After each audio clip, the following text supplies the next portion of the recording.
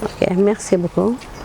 Dans la région de Kédougou, COSEF est en train de mener beaucoup d'activités phares, qui sont les activités de violence faites aux femmes et aux jeunes filles dans la région de Kédougou.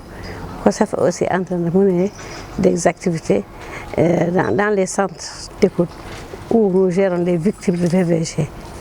Aujourd'hui, le COSEF est là pour une formation des relais en partenariat avec PIMS, son partenaire stratégique qui est PIMS.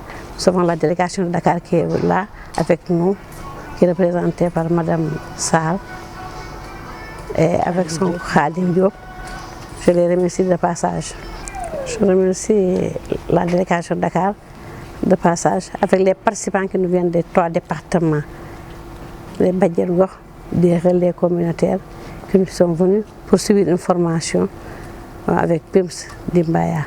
La formation sur la santé, sur les droits humains d'abord, la santé reproductive des femmes et sur les droits des enfants et sur la lutter contre la malnutrition.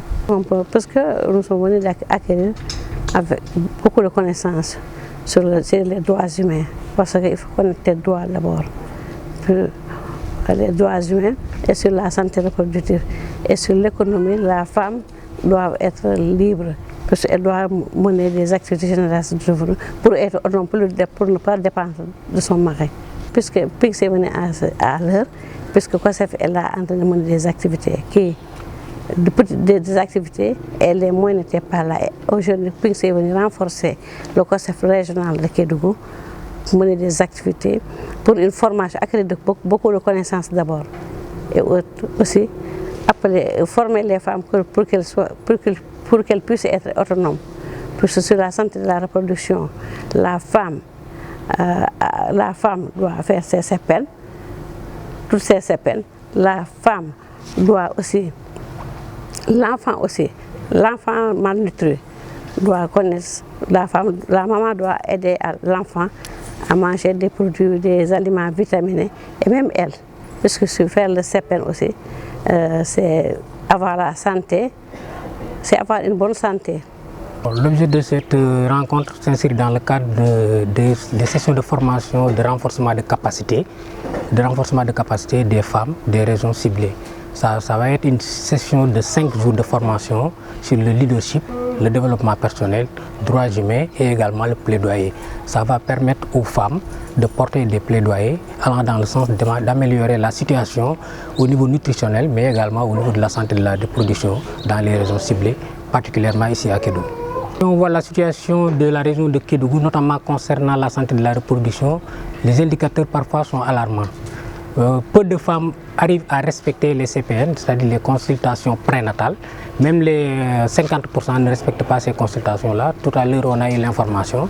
Concernant également la nutrition, il y a beaucoup de défis à relever, notamment la nutrition des enfants, mais également la nutrition des femmes enceintes.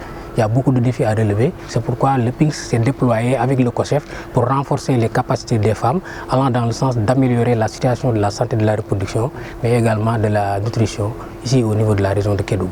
Dans le cadre du projet PIMS qui est déroulé par Nutrition Internationale, donc nous sommes venus en appoint comme partenaire. Maintenant, il y a des indicateurs de suivi qu'on va suivre au fur et à mesure de la mise en œuvre de ce projet-là.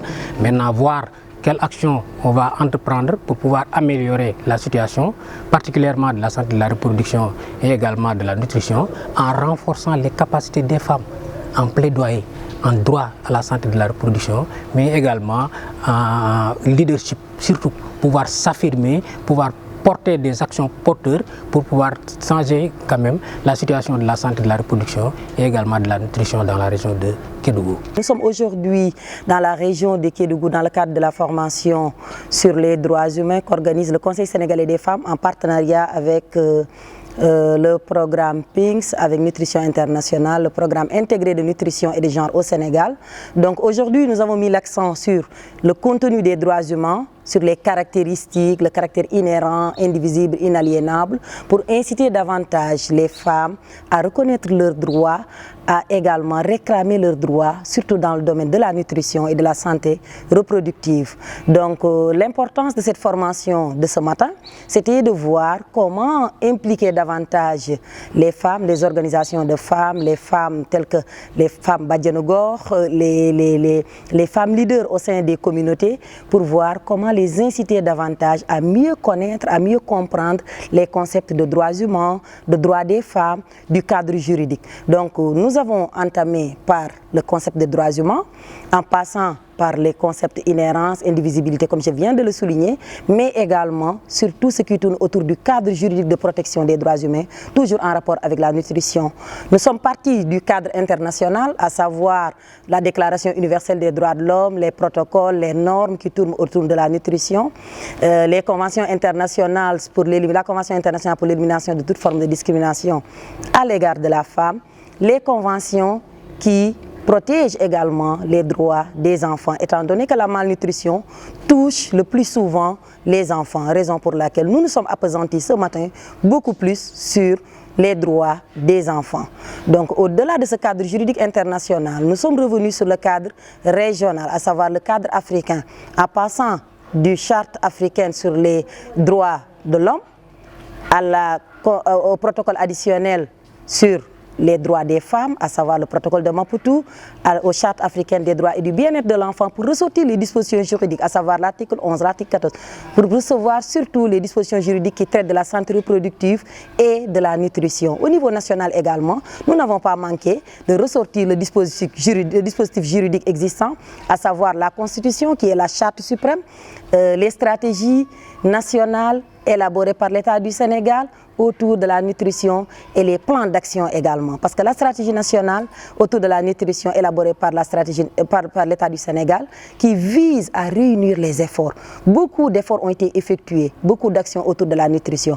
Mais cette stratégie se veut conciliatrice, raison pour laquelle nous invitons tous les acteurs autour de cette stratégie à converger davantage leur action afin d'avoir une coordination effective autour de la lutte contre la malnutrition. C'est ce qui justifie la présence du Conseil sénégalais des femmes, comme l'a si bien souligné tout à l'heure mon collègue, et du programme PINGS pour voir comment renforcer davantage les capacités des femmes. Je vous remercie.